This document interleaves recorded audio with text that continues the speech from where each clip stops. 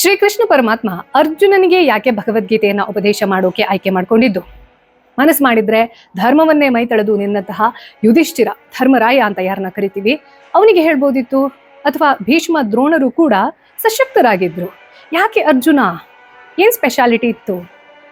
ಸ್ವಲ್ಪ ದಿನದ ಹಿಂದೆ ಈ ಪ್ರಶ್ನೆಯನ್ನ ನಾನು ನಿಮಗೆ ನನ್ನ ಇನ್ಸ್ಟಾಗ್ರಾಮ್ ಪೋಲಲ್ಲಿ ಕೇಳಿದ್ದೆ.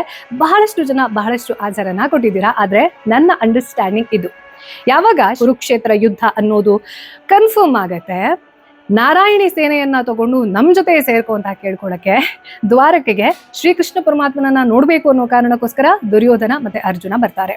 ದುರ್ಯೋಧನ ಶ್ರೀಕೃಷ್ಣ ಪರಮಾತ್ಮ ಮಲ್ಕೊಂಡಿದ್ದಾನೆ ಅನ್ನೋ ಕಾರಣಕ್ಕೋಸ್ಕರ ಅವನ ತಲೆ ಹತ್ರ ಹೋಗಿ ಕುತ್ಕೋತಾನೆ.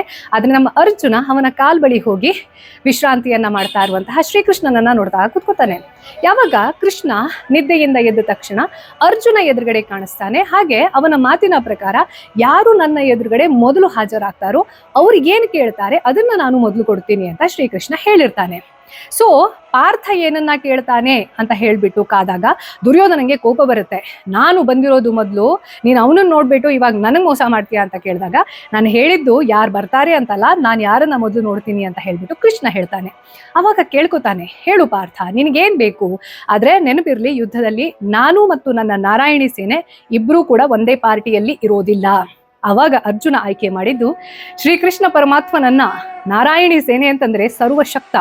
ಆ ಸೇನೆ ಹಾಗೂ ಕೃಷ್ಣನ ನಡುವೆ ಅರ್ಜುನ ಆಯ್ಕೆ ಮಾಡಿಕೊಂಡಿದ್ದು ಶ್ರೀಕೃಷ್ಣ ಪರಮಾತ್ಮನನ್ನ. ಹಾಗಾಗಿಯೇ ಶ್ರೀಕೃಷ್ಣ ಪರಮಾತ್ಮ ಅವನ ಸಾರಥಿ ಆಗ್ತಾನೆ. ಅರ್ಥ ಏನು? ದೇವರು ಯಾರನ್ನೋ ಆಯ್ಕೆ ಮಾಡ್ಕೊಳ್ತಾನೆ ಅಂತ ಅಲ್ಲ, ಯಾರು ದೇವರನ್ನ ಆಯ್ಕೆ ಮಾಡ್ಕೊಳ್ತಾರೋ ಅವರಿಗೆ ಶಕ್ತಿಯನ್ನ ತುಂಬುತ್ತಾನೆ. ಇನ್ನು ಶ್ರೀಕೃಷ್ಣ ಪರಮಾತ್ಮ ಹಿಂದೆಂದು ಕಂಡರಿಯದ ಕೇಳರಿಯದ ಶಾಪವನ್ನ ಒಬ್ಬ ವ್ಯಕ್ತಿಗೆ ಕೊಡ್ತಾನೆ.